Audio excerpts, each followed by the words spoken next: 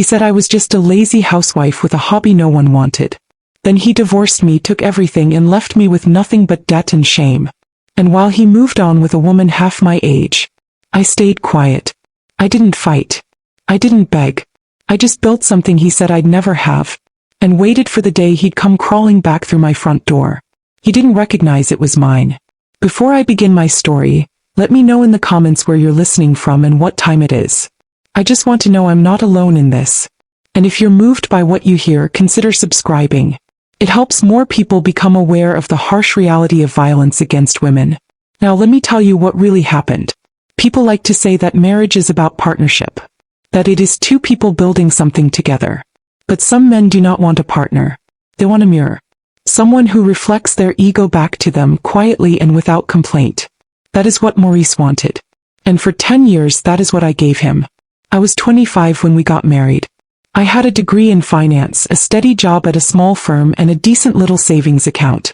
Maurice had big dreams but no follow-through. I believed in him anyway. I told myself he just needed time.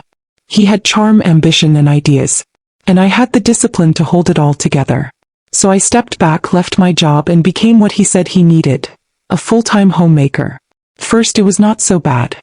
I loved organizing our home, managing the budget, making meals from scratch. I even started experimenting with natural skincare on the side, using old family recipes and ingredients I would research online. I made sugar scrubs, turmeric bars, whipped shea butters. I gave them out to friends. I started taking pictures, even built a tiny website. It felt good to create something of my own. But Maurice never took it seriously. He would walk into the kitchen while I was mixing oils and scoff. "You look ridiculous," he would say. "Like a broke YouTuber playing entrepreneur. Or worse, you could have been a real asset out there. Instead you are in here making lotion. It is pitiful, Vanessa." I laughed it off at first. Told myself he was just stressed. That one day when the business picked up he would be proud. But the more it grew, the more he resented it. I started selling a few batches locally, maybe $50, $60 a week. He did not like that. "You look desperate," he told me once. "Begging people to buy your little kitchen craft. It is embarrassing." That was the first time the word pathetic slipped out. It would not be the last. Over time things changed. He stayed out late. Started dressing up more. Kept his phone face down. I felt it, but I did not want to believe it. Until one night he came home smelling like expensive perfume and said it straight. "I have outgrown this. All of it." Then he told me he was filing for divorce. Just like that. No counseling. No conversation. Just a decision he had already made. I asked him if there was someone else. He laughed. "There is a lot of someone else's," he said. "But I am just trying to get my life back on track." In the divorce he came for everything. The house, gone. His. He even emptied the joint savings account before the paperwork was finalized. When I asked the judge for a fair split, his lawyer called me a leech. Said I had not contributed in years. That I did not deserve a cent of his hard-earned future. Maurice did not just leave me. He erased me. I walked out of court with a suitcase, a battered laptop, and exactly $2,183 to my name. And even then he had the nerve to lean in and whisper, "You will never make it, Vanessa. You do not have it in you." I moved into the second floor of my grandmother's old duplex. The place had not been touched in years. Dust everywhere. A busted water heater. The front porch sagged like it was tired of standing. But it was mine. Paid off.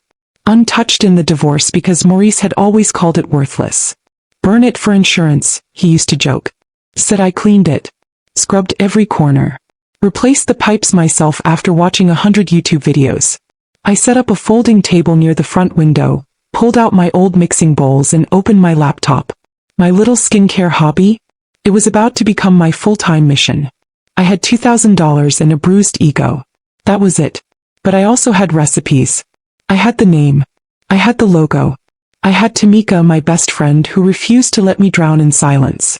"We are going to make this work," she told me. "You already know what you are doing. Let us get it in front of the right people."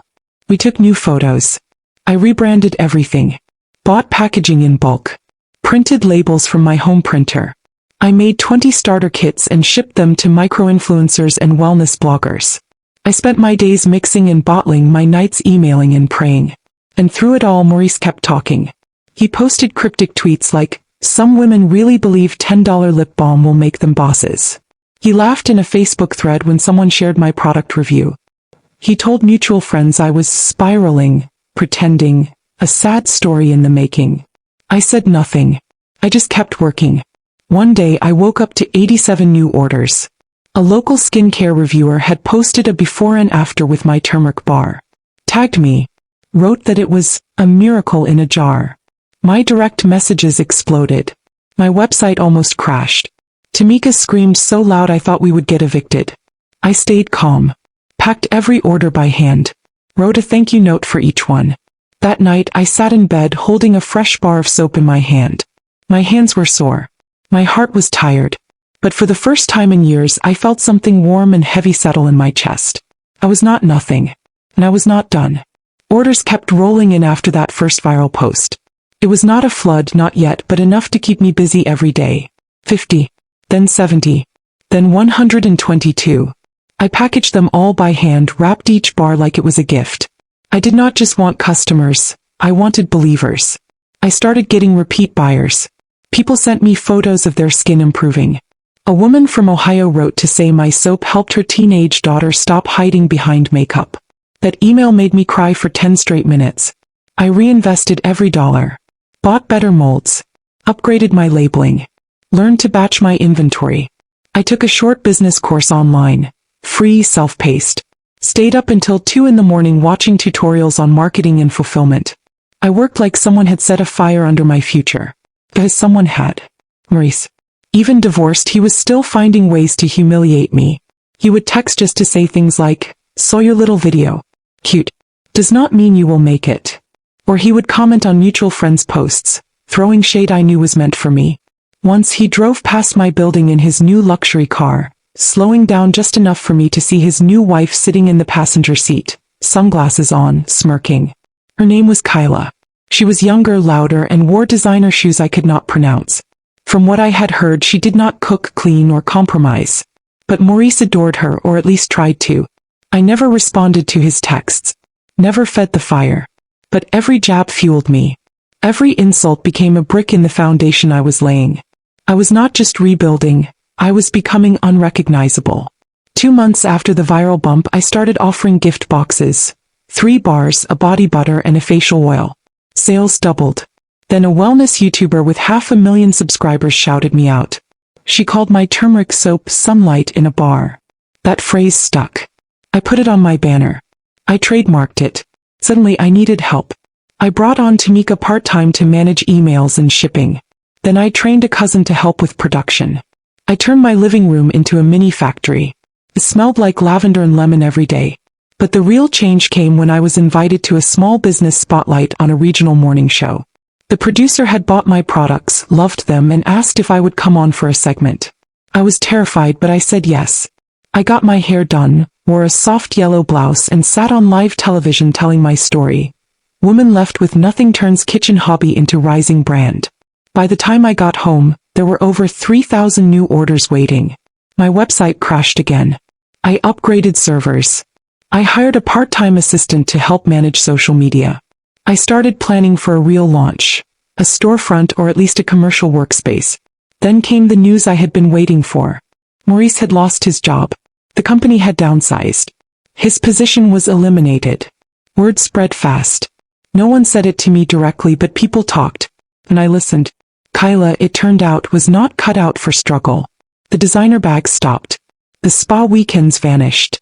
Rumor was she had maxed out his last 2 credit cards and left him the moment the money stopped flowing. Just disappeared. No forwarding address. Maurice tried to act like it was temporary. He posted on Facebook about consulting opportunities and reclaiming his peace. But I knew the truth. He was unraveling. And still he kept bothering me. He sent texts like, "You should be careful, Vanessa. Fame is temporary." Or, "I made you. You would still be nobody if not for me." I never replied. Then one afternoon he showed up. I was coming out of the back room of my new production space. A rented studio with proper ventilation, drying racks, and a real label printer. When I saw him standing at the front window. Maurice. He looked thinner. Paler. His eyes had lost that smug shine. He came inside slowly, acting like he just happened to be in the neighborhood. "Looks like you are doing well," he said. I nodded. "Can I help you?" He shifted, trying to smile. "I was just wondering if maybe you needed some help around here. I mean, business seems to be booming. Thought maybe I could consult. Offer some strategy." I almost laughed. "You mean work here?" I asked. He blinked. "I mean, just temporary. Until I get back on my feet." There was a long silence. Then I said, "You told me I was pathetic. That I was embarrassing. That no one wanted what I made." He tried to backtrack. "I was under stress. That was a long time ago." "No," I said. "It was 2 years ago. You destroyed me. And I rebuilt myself without you." Maurice frowned. "So this is about revenge now?" "No," I said. "It is about boundaries." I nodded toward the lobby chairs. "You are welcome to sit and wait. I have a full schedule today." He stood there frozen. Then without another word he turned and walked out. I did not follow. I just turned back to my studio and kept working. The room smelled like fresh peppermint and shea. My staff was packaging new orders for a wholesale deal. My name was now on 2 different beauty platforms. My business had grossed over 6 figures in the last 10 months. Maurice could not take that away. And I had only just begun. I did not tell anyone right away. Not about Maurice showing up. Not about the look on his face when he realized I was not just surviving. I was thriving. I did not need to tell. The proof was everywhere now.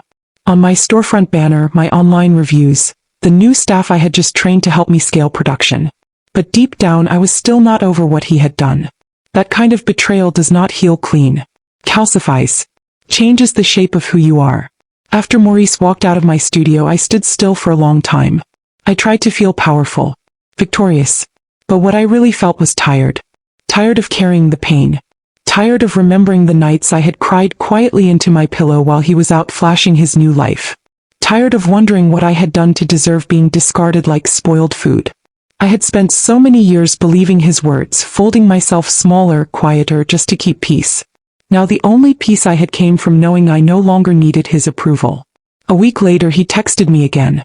"Maurice, I know I messed up. But if there is any way we could meet, maybe just talk." I stared at the message for a full 5 minutes. Then I deleted it. But Maurice did not give up. He showed up at my building again, this time cleaner, dressed nicer. He waited until I came out to take a delivery and approached me like we were old friends. "Vanessa, please," he said. "Just 5 minutes." I folded my arms. "Why are you here?" "I lost everything," he said. "Kyla is gone. The job is gone. I messed up. I see that now. I was stupid." He looked thinner. Not just physically but deflated. Like the shine he used to wear as armor had worn off. I saw the man underneath. And I remembered that man. But I also remembered what he had done. "You did not just mess up, Maurice. You burned the bridge and danced on the ashes." He sighed. "I was wrong. I was cruel. Thought I was trading up. I thought you would always be there waiting." I almost laughed. Waiting for what? Another insult? Another silent dinner while you texted women under the table? He tried to look hurt, but I saw through it. "I see what you have built," he said finally. "It is incredible. You are incredible." And there it was, the thing he never said when he had me. I did not let him inside. I did not invite him for tea or offer pity. I told him I had orders to fulfill, then walked away. But a part of me, just a small, stubborn part, felt something soften. Not because I wanted him back. Never that. But because there was a version of me that had waited so long to hear that I was not crazy, not talentless, not nothing. And now that version of me could finally rest. 2 weeks later I made my final decision. I bought the building. The one I had been renting my studio from. The entire thing top to bottom. It was old but sturdy. I had saved enough to make the down payment in full.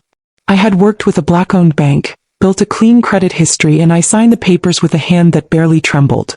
It felt like oxygen. That same week I launched my second product line. Facial serums and body oils, branded under V Soleil. Vanessa Sunlight. It sold out in 2 days. And Maurice? He called again. "Just wanted to say congratulations," his voicemail said. "I saw your new product on Instagram. Looks amazing. Maybe we could grab lunch sometime." I did not call back. But that night, I opened an old email folder I had created 2 years earlier. I had labeled it, doubt.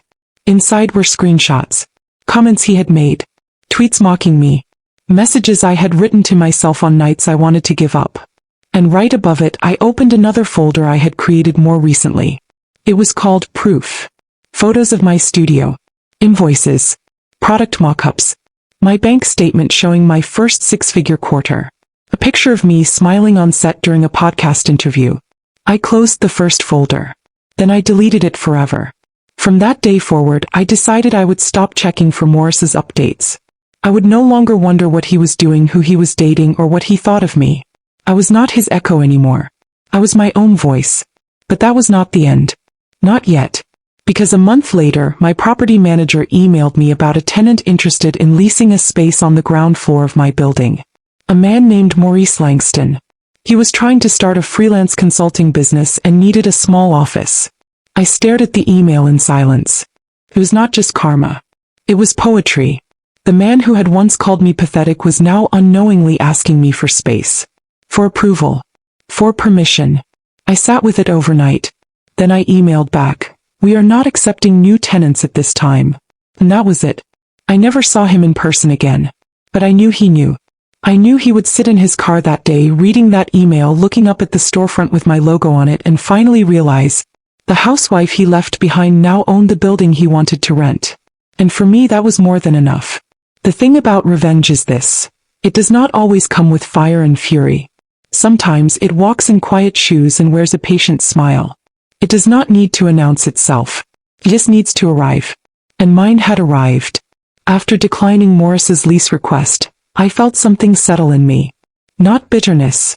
Not gloating. Just a deep, quiet sense of wholeness. I was no longer tethered to the version of myself who begged for love, for approval, for crumbs of validation. That woman had been buried 2 years ago. But that did not mean the journey ended. In fact, things were just beginning to bloom. The V. Soleil brand was growing faster than I had prepared for. After the second sellout launch, I began receiving inquiries from boutique retailers and wellness subscription boxes. My cousin Patrice, who had been helping with fulfillment, told me we needed a larger facility. So I bought one. Not rented. Bought. A renovated industrial space just outside of downtown with room to expand. It had clean white walls, natural light, and a perfect upstairs loft where I could host client meetings and private workshops. I moved my operations there, but I kept the old building as a walk-in boutique and skincare studio. My staff doubled. I hired an accountant, then a part-time PR rep. We were not just a business, we were becoming a name.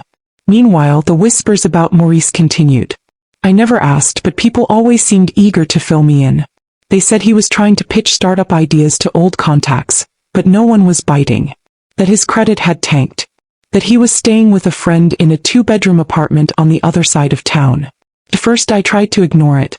But then came the message I had not expected. It was an invitation. Maurice was launching a podcast called Second Chances, and wanted me to be his first guest. He said he wanted to highlight stories of resilience, and thought my journey would be inspiring. I stared at the email for a long time.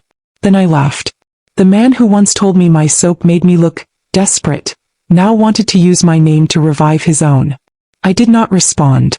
But I did write something in my journal that night. I no longer need closure. Success has spoken louder than anything he ever said. That weekend, I hosted a community market in the courtyard of my new facility. Local artisans, food trucks, musicians. I invited other women-owned businesses to sell their goods. We had over 300 attendees. One of the vendors, a teenage girl selling pressed flower bookmarks, came up to me at the end and said, "I hope I can be like you one day." I hugged her. I meant it. After that, I did not hear from Maurice for several months. And for the first time since the divorce, I stopped checking. I stopped wondering. My joy was no longer tied to his absence or presence. I had my own story now. But life is funny. It brings things full circle when you least expect it. It was a Friday morning when I saw him again. I had arrived early to my storefront, just to check inventory and say hello to the girls before heading to the main facility. I parked out back and walked around front with a coffee in hand. And there he was, standing in front of my boutique window. Maurice. He looked rough. Not dirty or unkempt, but worn down. That tightness in his jaw was gone. His hands were in his pockets. He did not even see me approach. "Are you looking for something?" I asked quietly. He turned, startled, then ashamed. "I did not know this was yours," he said. I raised an eyebrow. "You did. You applied to lease space in the same building." He nodded. "I just wanted to see it up close." We stood there for a moment. "You built all this," he said. "Without help. Without me." I stayed silent. "I was wrong," he said. "About everything. You were never pathetic. I was just afraid you would outgrow me. And you did." I took a sip of my coffee. "What do you want, Maurice?" He shook his head. "Nothing. I just needed to say it. I needed you to know I regret what I did. Every day." That word, regret, hung in the air. Once I would have clung to it. I would have replayed it in my head for comfort. But now, it felt small, late, dull. "I am not angry anymore," I said. "But I am not interested in rewriting the past." He looked down. "I understand." He turned to go, but I stopped him. "One more thing," I said. He paused. "There is a women's shelter on 5th Street. They need volunteers. Real ones. If you are serious about starting over, go there. Do some good. Not for me. For yourself." Maurice nodded slowly. "I will." And then he left. I never saw him again after that. Some say closure comes with confrontation. I think it comes with clarity. He left me with nothing but a box of soap molds and a wounded heart. I built an empire. Not to prove him wrong, but to prove to myself I was always right about who I could be. And that was the sweetest revenge of all. After Maurice walked away for the final time, I stood in front of that glass window a little longer than I meant to. The same window he once sneered at, saying I should not waste time decorating a hobby shop. Now it held a full display of our newest skincare line, Healing Gold, made with marula oil, turmeric, and a secret blend I developed during the quiet months of my recovery. But that morning I was not thinking about ingredients. I was thinking about peace. It had taken me years, not just 2, but years of hard work, not just hard work. Letting go of the ache. Letting go of needing the apology to come sooner. Letting go of ever getting the version of Maurice I once hoped for. But life had filled in the cracks he left. I still remember the night I first mixed my body balm in the kitchen. I had cried while stirring it. Not because of the pain, but because I finally believed something good could come out of me again. Now here I was, signing an expansion deal with a regional wellness distributor. V. Soleil was no longer just a local success. It was on shelves in 10 cities. That afternoon, Patrice and I sat in the upstairs loft, reviewing numbers and planning for the next quarter. She paused, looked at me and said, "You know he will never recover from this, right?" "From what?" I asked. "From watching you become everything he swore you could not be." I smiled. That is not my burden anymore. So I could not help but feel the shift. Women from the community began sending me notes. Some were handwritten. Some were emails. One woman even came into the boutique crying, saying her husband had just left her and she thought her life was over, until she found my story in a local magazine. That magazine interview changed everything. The journalist had asked if I had any message for women who were starting over. I told her the truth. Start with what you have. Even if all you have is your name, your idea, and one brave morning. It went viral. Soon after, a publisher reached out. They wanted me to write a book. I almost said no. I did not think of myself as an author. But then I remembered how many nights I sat in bed rereading old texts from Maurice, wondering if I was really as pathetic as he claimed. I decided to say yes. The book was titled Ashes to Empire: How I Turned Heartbreak into a Brand. I dedicated it to myself. By the time it launched, I had opened a second boutique in Atlanta and started hosting weekend business workshops for women over 35. Women who had been overlooked. Women who were told it was too late. The rooms filled up every single time. One evening after a full session, I stood in the back as a woman named Shanice hugged me and said, "I saw my ex last week. He asked if I was still baking from my little oven." I told him yes, and that oven now pays 3 people's salaries. We laughed together. But inside I cried a little. For her. For me. For all the women who had been told our fire was a flaw. A few weeks later, my accountant Lynn came to me with a new suggestion. "You have built a legacy," she said. "Now we need to protect it." I knew what she meant. We sat together and went over estate planning. In the past I had never wanted to write a will. I had nothing to leave. But now there were decisions to make. I did not write Morris's name anywhere in it. I did not feel bitter. I felt finished. Instead, I set up a fund for first-time women entrepreneurs. A grant program that would give seed capital to women over 30 with product-based business ideas. No banks. No interest. Just faith. I called it the Vanessa Langston Fund. The last name was still legally mine. I figured I might as well use it for something good. On the day I signed the documents, I walked into my office alone and sat in the chair by the window. The sunlight hit the wall just right, making the framed quote beside my desk glow. Sometimes the fire that burns you is the same fire that lights your way. I closed my eyes and whispered to myself, from now on I will be watching. If you ever treat me with the love I deserve, I will think about naming you in my will.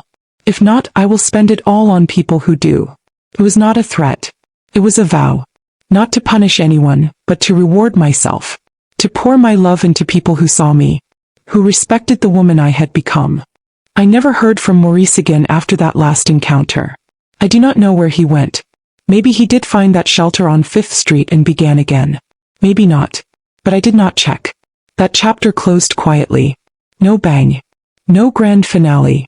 Just a woman walking into her power. And that was more than enough. 2 years is not a long time. Unless you are climbing out of rock bottom. Then every day stretches. Every month feels like a year. And the pain moves in inches. But I moved anyway. Now standing inside the newest V Soleil flagship store in Charlotte, North Carolina, I finally allowed myself to breathe in what I had built. The ceilings soared above the polished shelves. The scent of lemongrass and amber filled the space. There were 10 women working on the floor, all of them trained, all of them once told they were not enough. They were more than enough. I watched one of them, Kelsey, guide a customer through the product line. The woman nodded, smiling while holding a sample of our best-selling face serum. I had named it First Light. It was made with rosehip oil, chamomile, and just a touch of gold shimmer. Back when Maurice used to mock me, he called my balms poverty soap. That same balm now had a distribution contract with 3 major wellness retailers. Not 1. 3. You would never know the joy of holding something you made with your own 2 hands and seeing it light up someone else's face. And that was fine. It was late afternoon when the event began. We were hosting our first Women in Growth panel, featuring entrepreneurs, nonprofit leaders, and even a local councilwoman. I had a seat at the end of the panel, not as a speaker this time, but as the one being honored. The mayor's office had awarded me with a certificate of excellence in small business innovation. It was not about the paper. It was about the girls in the back who kept sneaking photos, whispering, "That is her. She is the one who started in her kitchen." After the event, I stepped out to the balcony for air. The sky had that soft glow of twilight. I took off my heels and leaned on the railing, looking out at the street below. That was when I saw him. Maurice. Across the street. He was not dressed poorly, but he looked tired. Worn in a way that success cannot hide. His shoes were dull. His suit was outdated. And when his eyes found mine, he froze. I did not move. He raised a hand. Not a wave. Just a sign that he saw me. I nodded. Then I turned back toward the room, back toward the women clapping and laughing and passing around inspiration like it was free air. He stayed outside. Later that night, I sat in my hotel room in silence. No music. No television. Just the sound of the city humming beneath me. I picked up my journal. I had not written in weeks. But the moment called for it. "Dear self," I wrote. "You are not the woman he left. You are not the woman he mocked. You are the woman who rose. Who built. Who forgave without forgetting. Who gave yourself what no one else ever did. Permission." There was a knock at the door. I hesitated. Then I answered. It was Kelsey holding a small envelope. This came to the store earlier. No return name. Just said urgent. I took it, thanked her, and closed the door. Inside the envelope was a letter. Typed. But the signature was his.